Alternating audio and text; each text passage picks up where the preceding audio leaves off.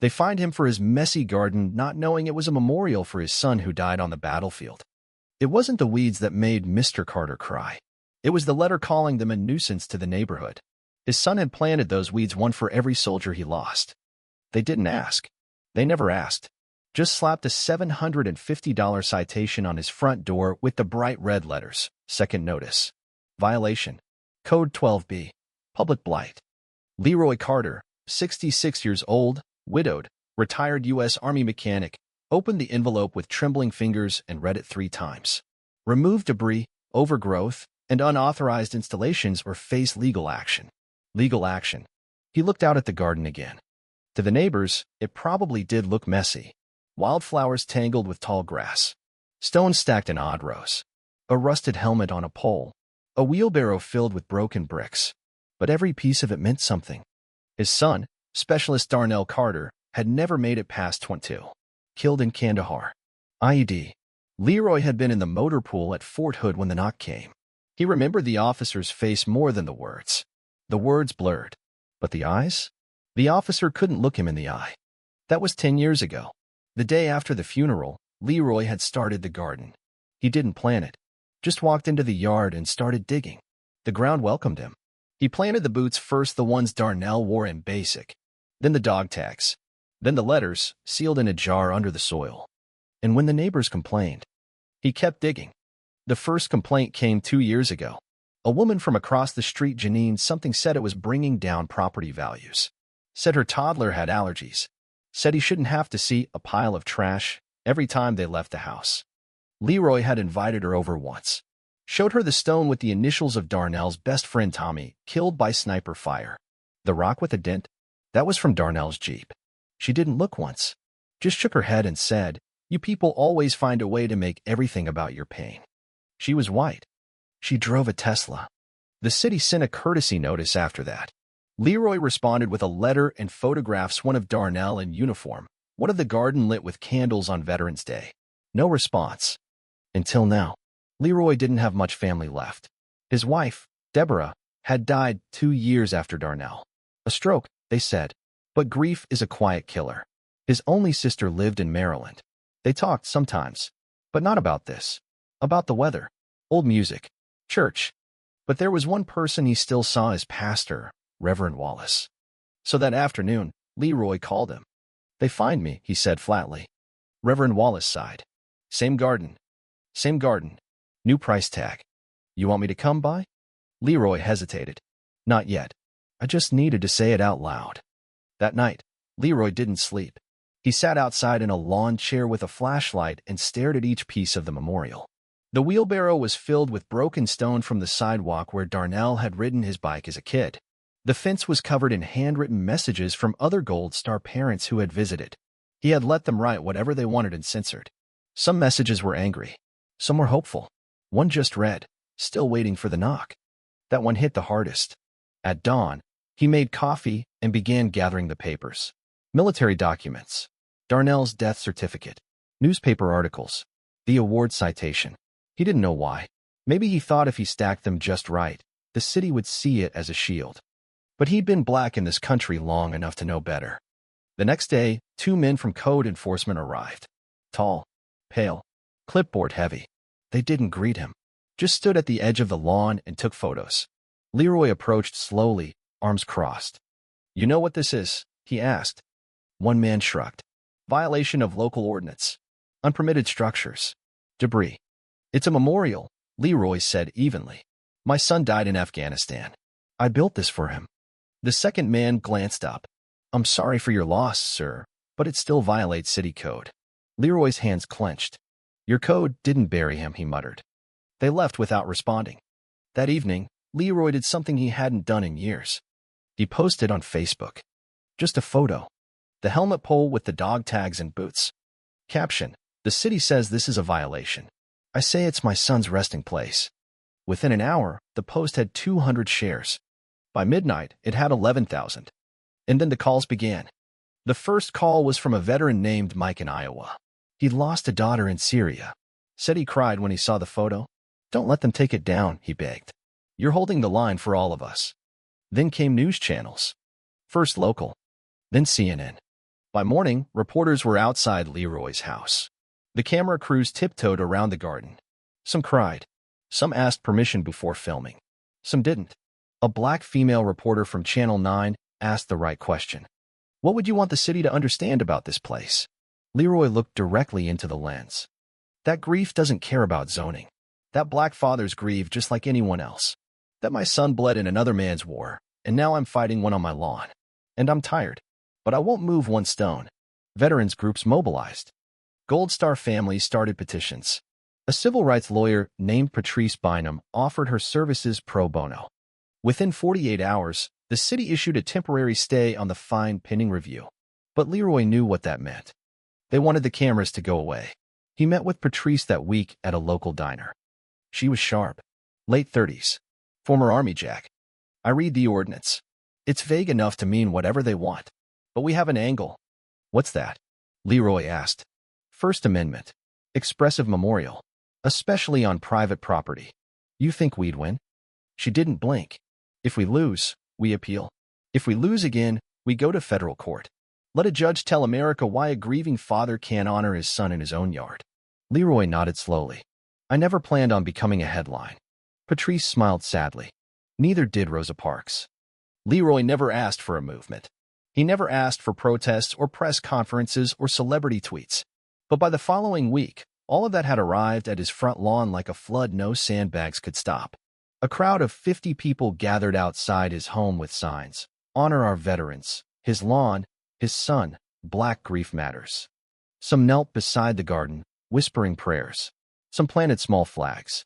One woman, a white mother from 2 neighborhoods over, brought her own son's combat boots and gently laid them near Darnell's. Leroy stayed quiet. He sat on his porch, same seat, same posture, watching it all unfold like it was happening in a dream someone else was having. Then came City Hall.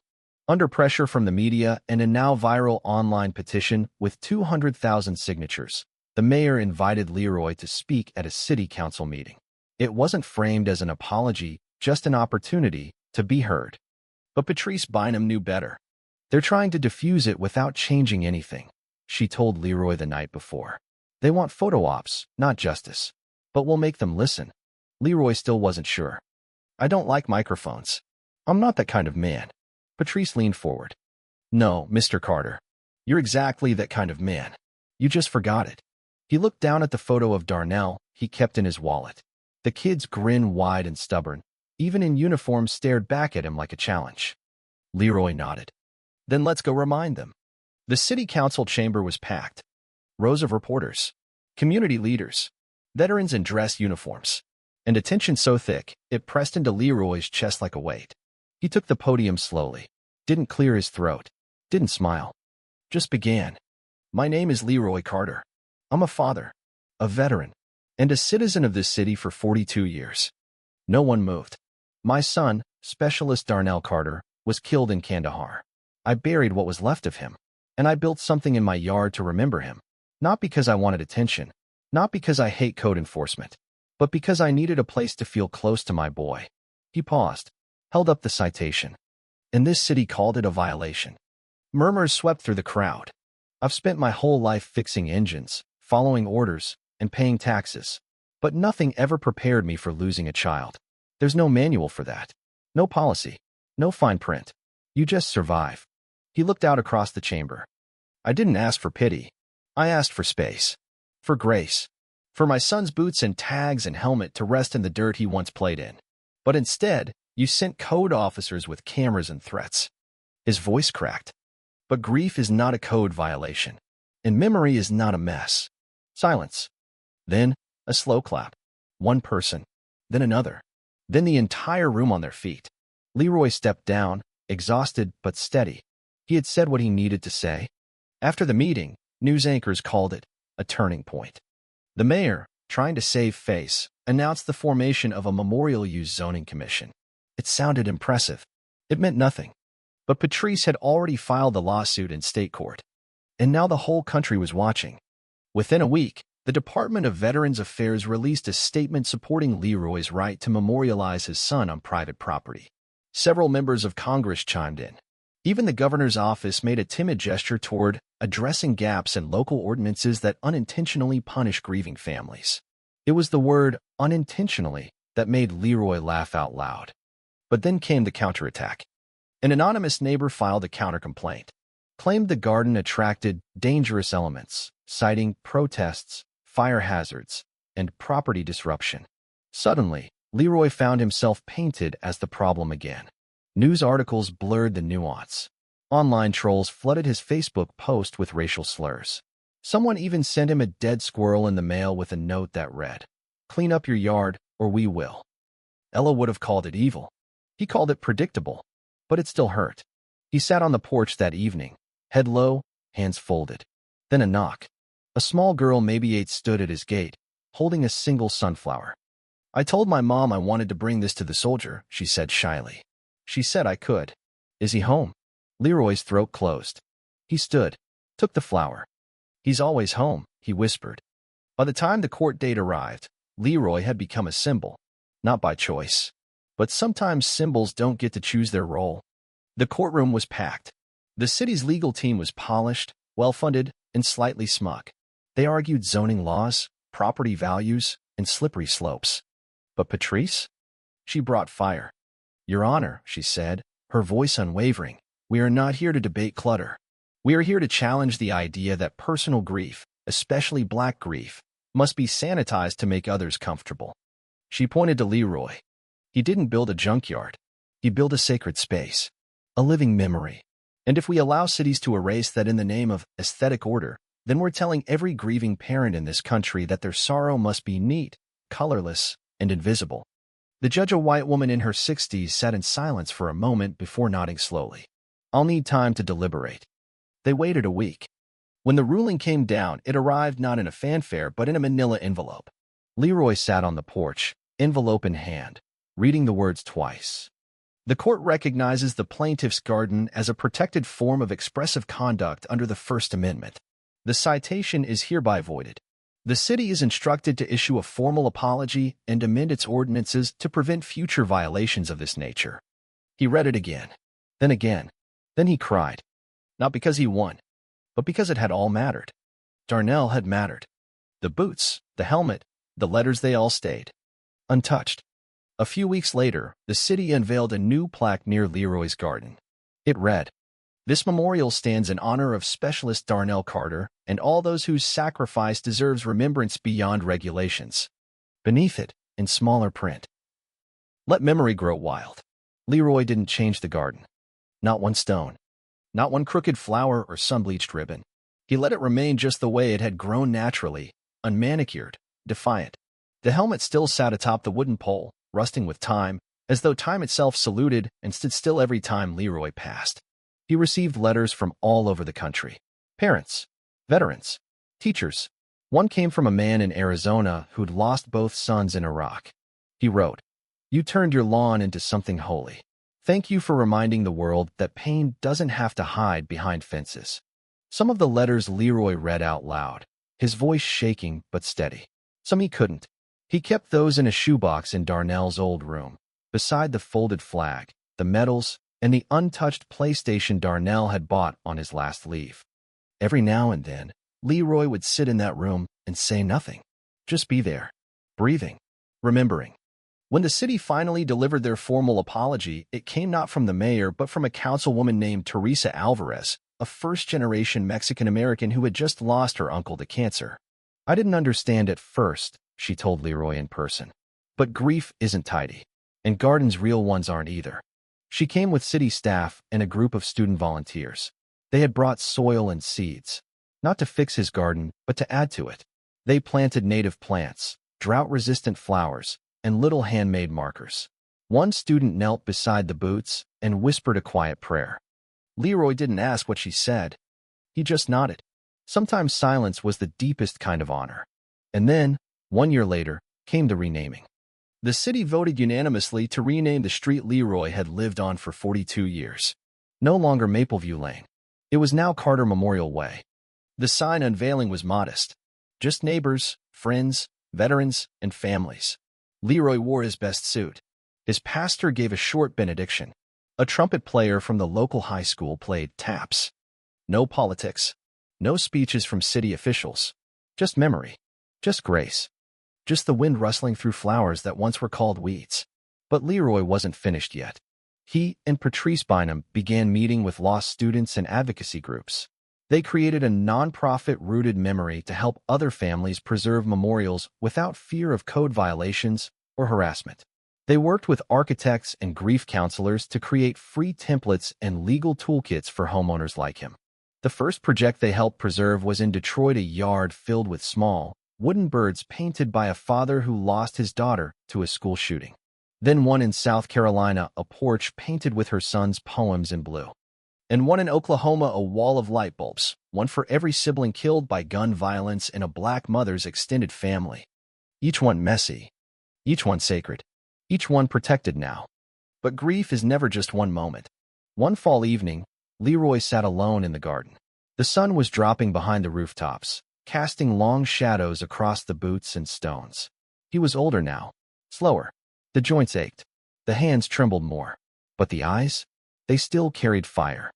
A small boy from the neighborhood wandered into the yard, gently weaving between the plants. He couldn't have been more than 7.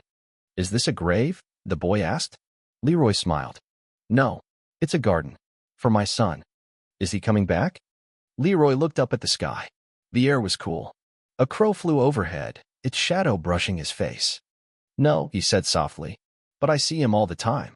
The boy nodded as if he understood, then ran off. And just like that, Leroy was alone again, but not lonely. Not anymore. One winter, Leroy fell ill. The hospital kept him for 3 nights. Pneumonia, they said, but the body was just tired. A machine can run only so long before the parts stop listening. He didn't fight it, didn't fear it. Instead, he made his final preparations. He called Patrice and left her the deed to the property with strict instructions to preserve the garden. He asked Pastor Wallace to read a passage from Isaiah at his service. He even wrote a letter to Darnell, one last time, and sealed it in the old jar to be buried deeper in the soil. And then, quietly, he slept. The funeral was standing room only. Veterans in full dress uniform lined the walls. Local kids handed out flower seeds at the door. Pastor Wallace read the words Leroy had asked for. "They will beat their swords into plowshares and their spears into pruning hooks." The garden bloomed brighter than ever that spring. Neighbors took turns watering it. Children played quietly between the markers. Visitors came from states away just to sit beside the boots, to touch the helmet, to cry and pray and leave messages. Some brought photos. Some brought their own grief. The city never issued another citation. Years later, a historian published a book titled Lawn Wars: How One Black Veteran Changed Urban America. In it, she wrote, "What began as a quiet act of remembrance became a blueprint for resistance, not just against city code, but against the erasure of black mourning." Leroy Carter didn't clean his yard. He let it speak. And the garden? It never became a landmark, never turned into a museum. It remained what it had always been: a living, breathing, sacred mess. One that reminded anyone who saw it that grief is not meant to be trimmed, that love doesn't always bloom in straight lines, that memory belongs to those who dare to plant it.